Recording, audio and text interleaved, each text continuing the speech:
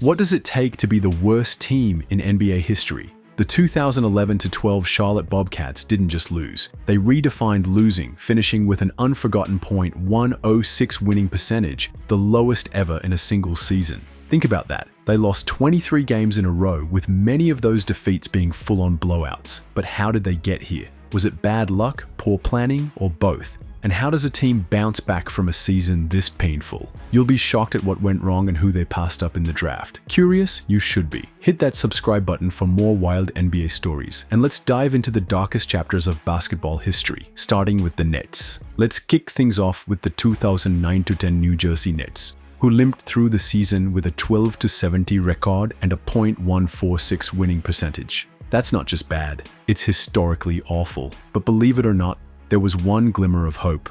Brook Lopez.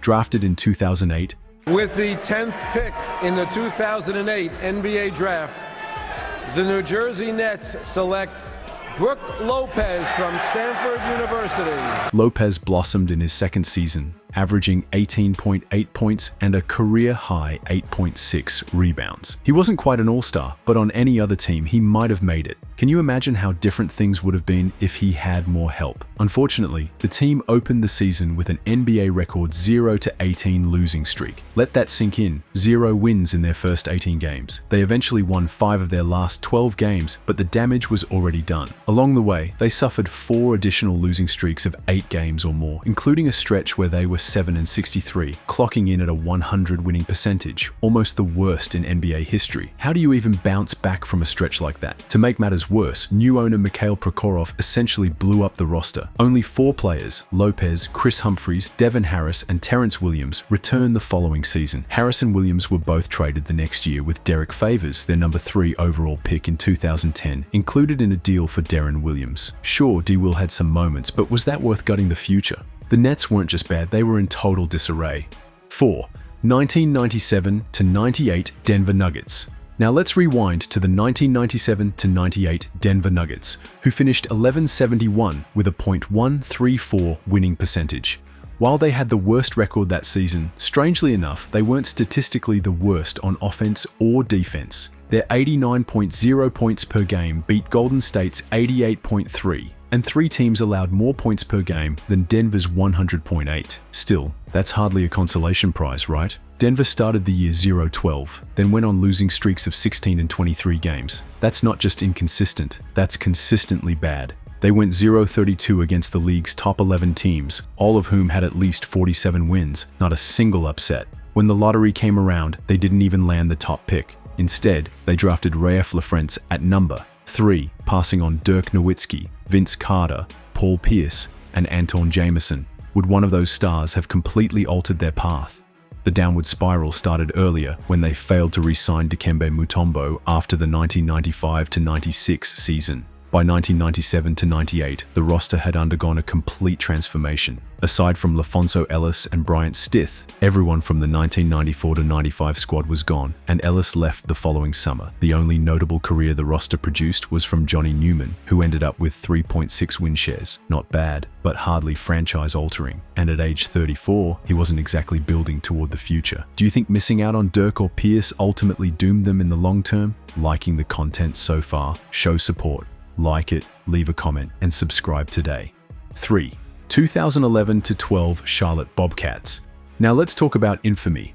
The 2011-12 Charlotte Bobcats ended the lockout-shortened season with a 7-59 record, producing a .106 winning percentage, the worst in NBA history. That's not an exaggeration. It's the lowest ever recorded in a single season. But hey, at least the shorter 66-game calendar meant fewer losses, right? The one real positive from that nightmare was the emergence of rookie Kemba Walker. Fresh off an unforgettable NCAA tournament run with UConn, Walker quickly proved he was more than just hype. By his second year, he was already the team's heartbeat and would go on to become their franchise cornerstone for the next 7 years. Isn't it wild how one player can be the lone bright spot in a sea of misery? Despite being so bad, the Bobcats didn't get the first overall pick. The New Orleans Hornets did and picked Anthony Davis. Charlotte landed at number 2 and selected Michael Kidd-Gilchrist, passing on Bradley Beal, Damian Lillard, and Andre Drummond. Looking back, would you have made the same decision? Their season ended with a brutal 23-game losing streak, with 11 of those losses coming by 20 points or more. They weren't just losing, they were being humiliated, and with just 87.0 points per game, they ranked at the bottom of the league offensively. Even worse, they finished 13 games behind the next worst team, which wasn't even close. Would you say this was poor planning or just terrible luck? 2. 1992-93 Dallas Mavericks. Sliding into the number 2 spot is the 1992-93 Dallas Mavericks, another team with an 11-71 record and a 134 winning percentage. But what makes them stand out is how badly they lost, not just how often. Unlike other teams that kept some vets around, Dallas took tanking to a new level. They fielded a squad almost entirely made up of players with fewer than 5 years of experience. The only exception of note was Derek Harper, who missed 20 games. Even when Harper played, the Mavs went 8-54, without him 3-17. Either way, the outcome was the same. Total futility. Is it smart to throw rookies into the fire just to see what sticks? Statistically, they were the worst ever, according to Basketball Reference's simple rating system, SRS. With a score of -14.68, they topped the all-time list for futility. Their average scoring margin was -15.2 points, and they suffered a 58-point blowout to the Kings in December. That's not a loss, it's a dismantling. Even more shocking, 58 of their 71 losses came by double digits. That's not competitive basketball, that's carnage. But the long-term plan sort of worked. They drafted Jamal Mashburn in 1993 and Jason Kidd in 1994. Maybe suffering had a purpose. Would you be patient enough to wait through a season like that for future success? And how do you even sell tickets when your team is getting smoked every night? 1. 1972-73 Philadelphia 76ers. Finally, the team that sets the gold standard for losing, the 1972-73 Philadelphia 76ers. With a .973 record and a .110 winning percentage, this team was so bad that it still holds the record for most losses in a season. And this wasn't a young expansion team either. Just 6 years earlier, they were 68-13 and NBA champions. So what went wrong? One bright spot was Fred Carter, who gave it his all. He averaged 20.5 points, 4.7 assists, and 4.7 rebounds over the next few seasons, and outscored every teammate by at least 672 points in 1972-73 alone. That's effort. But one man can't do it all, right? The Sixers were so bad, they finished 12 games behind the 16th place team in a 17-team league. From 1967 to 1972, they repeatedly missed the draft. Aside from Dennis Autry, who they traded after 2 seasons, no quality players stuck.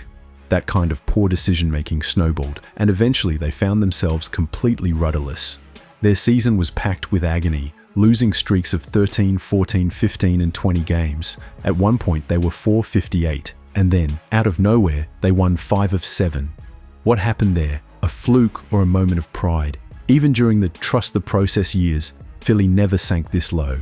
So what do you think? Is this the worst team ever? Or were they just a warning sign of how fast a franchise can fall?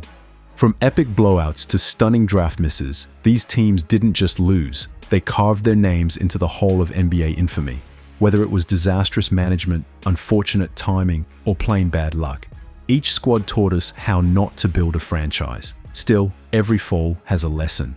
Think your team's bad now? It could be worse, like 7-59 worse. Subscribe for more wild NBA breakdowns, and drop a comment. Which team was the worst?